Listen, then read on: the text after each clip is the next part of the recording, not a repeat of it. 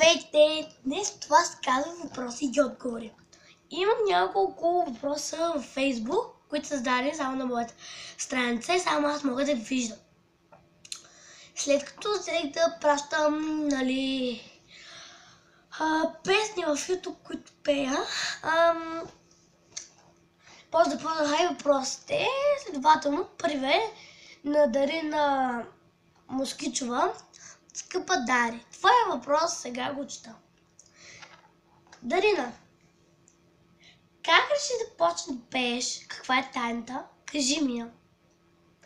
Скъпа Дари, едно ще ти кажа. Това е дарба, моето момиче. Трябва да почне с дарба. Вид. Изпей някаква песен, научи я наизуст и дай пред хората всичко, което можеш да имаш без срам. Седно те виждат сега много хора и трябва да бъдеш безсрамно момиче.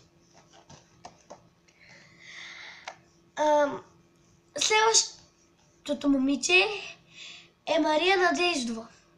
Скъпа Мими, си ми задава въпроса, как реши да правиш клипчета? Когато ми стане скучно през деня, няма какво да правя, освен да гледам. Но все пак, ако се засечеш да гледаш, е тъпо. И това реших аз започна да ги правя, ще е по-интересно, а и така запознавам с вас. Остават още 3 въпроса, защото малко въпроса ми зададени клипа. Милена Иванова. Много ми хареса как пееш и какви клипчета правиш, но искам само едно от тебе. Може ли да те попитам едно? Може да ме научиш. Искам да ме научиш.